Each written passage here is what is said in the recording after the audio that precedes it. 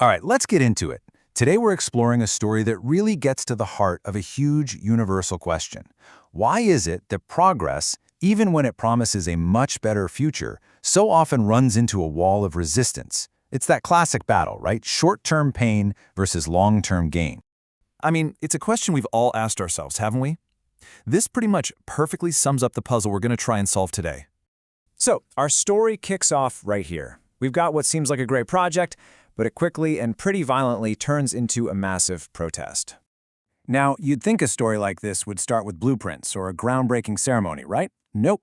This one opens with an injury. We meet our main character, Sudhakar, and he's not at the work site. He's at home with a bandage on his head. So right away, you know something has gone seriously wrong. And listen, this wasn't some beginner's mistake. Sudhakar has been doing this for 30 years, 3 decades. He's a seasoned pro, respected in his field, which makes the fact that he was attacked over this project even more shocking. It really raises the stakes. So what happened? Well, the whole thing exploded during a discussion about a new bridge. And here's the crazy part. The bridge was designed specifically to help the very people who are now throwing stones. It's a total paradox. But to really get what's going on here, we have to flip the script a little bit. It's so easy to just label the villagers as, being against progress. But we need to dig deeper and actually understand the fear that's driving all this. And you know who said that? Sudhakar himself. I mean, think about it. After getting attacked, his first instinct isn't anger, it's not revenge, it's empathy. That tells you right away this is not a simple good guy versus bad guy situation. It's way more complicated than that. So, what are the villagers so afraid of? Well, their fears aren't just some vague idea. They're very real and very immediate. See, their entire economy revolves around the fact that they're on an island. They make money from fishing and from ferrying people across. The construction noise? That'll scare the fish away. The disruption? Kills tourism. And here's the kicker. Some of them have taken out big loans to buy new boats. A bridge makes those boats, their skills, and their investments totally worthless overnight. This is a direct threat to putting food on the table right now.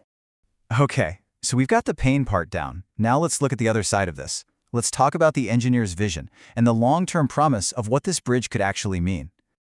And this right here just lays it all out. On one side, you have the villagers' fears, the short-term pain.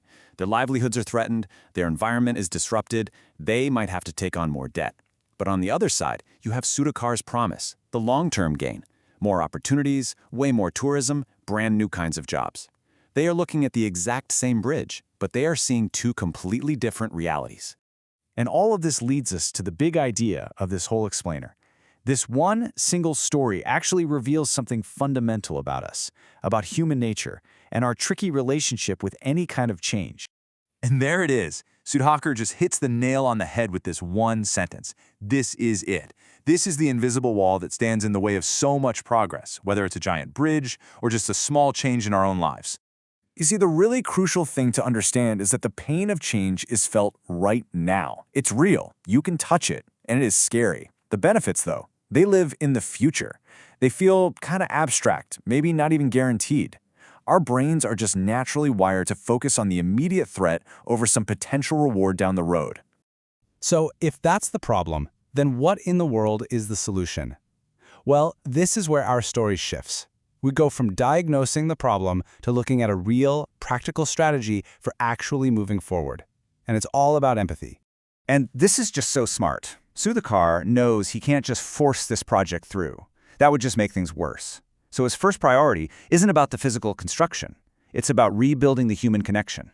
He realizes he has to build a bridge of trust long before he can ever build one out of concrete. And he's got a clear plan. First, he goes to the police. But, and this is the genius part, he doesn't go to get the villagers in trouble. He asks for protection for the project, not for anyone to be prosecuted. That's a huge olive branch. Then he tackles their biggest fear head-on. He offers them jobs working on the bridge, turning the threat into an opportunity. The whole plan is about building trust with real concrete actions. And there's another really insightful layer here. Sudhakar gets people. He knows that the violence probably came from just a few people who panicked, and they managed to weaponize the very real fears of the larger group. So his strategy isn't to fight everybody, it's to win over the reasonable majority by showing them there's a better way. And really, that brings us to the final thought. This story was never just about a bridge, was it? That bridge is a metaphor for any big change we face in life. So the question it leaves for all of us is this.